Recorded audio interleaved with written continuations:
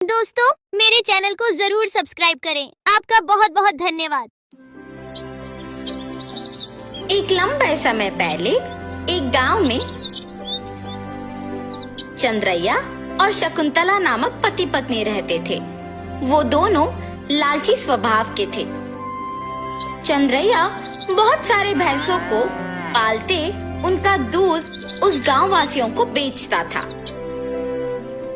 उस सारे गांव में सिर्फ चंद्रैया दूध बेचता था और वो दूध में बहुत सारा पानी मिलाकर बेचता था। इतना ही नहीं, वो कम से कम उन भैंसों के बच्चों को भी पीने के लिए दूध नहीं बचाता था। एक दिन जब चंद्रैया दूध लेके गांव को बेचने जाता है, चंद्रैया, तुम्हारे दूध में दिन प्रतिदिन पानी की मात्रा ज्यादा हो रहा है। तुम्हारे पास इतने भैंस होने के बावजूद तुम पानी क्यों मिला रहे हो? अगर तुम्हें पसंद है तो मुझसे दूध लो, वरना नहीं। मैं यही दूध किसी और को भी दे सकता हूँ। ऐसे गुस्से से बात करके वहाँ से चला जाता है। उस सारे गांव में सिर्फ चंद्रैया ही दूध बेचने के कारण वो जैसे भी दूध दे, सभी चुपचाप उसी से लेते थे। जहाँ वो भैंसों को रखता था, उसके बगल में एक बड़े पेड़ पर एक भूत रहती थी। हमेशा की तरह चंद्रैया सारे भैंसों के पास जाकर उनसे दूध निचोड़ के पानी मिला के सबको बेचने जाता है। हर रोज ये लालच के कारण इतना दूध निचोड़ता है कि हमारे खुद के बच्चों को पिलाने के लिए कुछ नहीं है। इतना ही नहीं, हम हर रोज देखते हैं कि वो दूध में पानी मिलाता है। हम बचपन से उसी के पास बड़े हुए हैं, इसलिए हम कुछ नहीं कर पा रहे हैं, लेकिन हमें उसे एक सबक सिखाना ही होगा। ऐसे आपस में बात करते रहते हैं। जब वहाँ की भूत उनकी बातें सुनकर सोचती है, हर रोज इन भैंसों की दुखी बातें मैं नहीं सुन पा रही हूँ, और इतना ही नहीं, इस आदमी के दूध में पानी मिलाने के कारण गांव वाले भी दुखी हो रहे हैं। इन भैंसों की सहायता से ही इस आदमी को सुधारना होगा। ऐसे सोचकर वो भूत उन भैंसों के पास आती है। तब मैंने तुम सब की बातें सुनी है। अगर तुम लोग मेरी बात सुनोगे तो तुम्हारे मालिक को सुधार सकते हैं। कौन हो तुम? तुम हमारी बातें सुन सकती हो? मैं एक भूत हूँ, इसी पेड़ पे रहती हूँ। मैं हर रोज तुम्हारी बातें सुनते रहती हूँ। हम तुम्हारी बात सुनेंगे, मगर वादा करो कि तुम हमारे मालिक को कुछ नहीं करोगी। सिर्फ उन्हें एक सबक सिखाओ, बस। ठीक है, तुम्हारे मर्जी के अनुसार उन्हें कुछ नहीं करूंगी। ऐसे कह के हमेशा की तरह चंद्रैया उनसे दूध निचोड़ने जाता है। जब वो निचोड़ने लगता है, तब वो भैंस उसे जोर से लात मारती है। बाप रे शकुंतला, मेरा पीठ टूट गया। ऐसे जोर से चिल्लाने पर शकुंतला अपने पति के पास आती है। अरे रे, क्या हुआ? आप गिर कैसे गए? उस भैंस को आज कुछ हुआ है। जब मैं दूध निचोड़ने गया तो उसने मुझे जोर से लात मारा। आप रुकिए, मैं भी जरा देखूं कि ये भैंस दूध कैसे नहीं देगी। ऐसे कह के शकुंतला उस भैंस से दूध निचोड़ने की कोशिश करती है, और उस भैंस ने शकुंतला को भी उसके पति के ही तरह जोर से लात मारती है।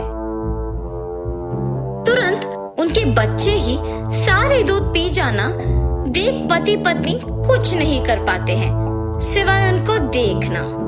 अरे रे, सारा दूध सिर्फ ये बच्चे पी रहे हैं, कुछ तो कीजिए। आज के लिए हम कुछ नहीं कर सकते हैं, शाम को वापस आएंगे दूध निचोड़ने। ये फैसला करके वहाँ से चले जाते हैं। शाम को जब दोनों वापस दूध निचोड़ने जाते हैं, तो सुबह की ही तरह वो भैंस उन दोनों को लात मारती है। ये देख पति पत्नी दोनों डर के मारे घर चले जाते हैं। ऐसे कुछ दिनों तक भैंस उन्हें दूध निचोड़ने नहीं देती है और सारा दूध सिर्फ अपने बच्चों को पिलाती है। सुनिए, कम से कम हमारे उपयोग के लिए तो दूध निचोड़ के आइए ना। बाप रे, हम अगर इस गांव में भी दूध नहीं दे पा रहे हैं तो भी ठीक है, मैं तो उस भैंसों के पास नहीं जाऊंगा। वहाँ के भैंसों में से एक को कुछ तो हुआ है, इसीलिए हमें दूध निचोड़ने नहीं दे रही है और सिर्फ उसके बच्चों को दूध पिला रही है। उतना चाहिए तो तुम खुद निचोड़ने जाओ। बाप रे, मैं अकेले? नहीं, हम दोनों मिलके दूध निचोड़ने की कोशिश करते हैं। चलिए, ठीक है, कल सुबह जाएंगे। ठीक है जी। भैंसों के पास जाते हैं। शकुंतला, पहले तुम जाओ। ऐसे कहने पर शकुंतला उन भैंसों के पास जाके दूध निचोड़ने की कोशिश करती है। जब वो निचोड़ने की प्रयत्न करती है तो वो भैंस जोर से लात मारती है। बिना दूध दिए अपनी पत्नी को लात मारने के कारण चंद्रैया को गुस्सा आता है और वो एक डंडे से भैंस को मारने लगता है। मेरी पत्नी को दूध निचोड़ने नहीं दोगे तुम? हाँ? ऐसे कहते हुए जोर जोर से मारता है, मगर उस भैंस की जगह चंद्रैया खुद पिटता है और इसी कारण उस भैंस को मारना बंद कर देता है। लेकिन उसके बाद भी उसको और उसकी बीवी को डंडे से मार पड़ते ही रहते हैं। हम आइंदा कभी भी दूध निचोड़ने नहीं आएंगे, हमें मत मारो। अरे हिम्मत है तो ऐसे दिखे बिना नहीं, सामने आके मारो हमें।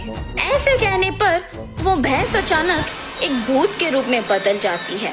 मैं ही तुम लोगों को मार रही थी।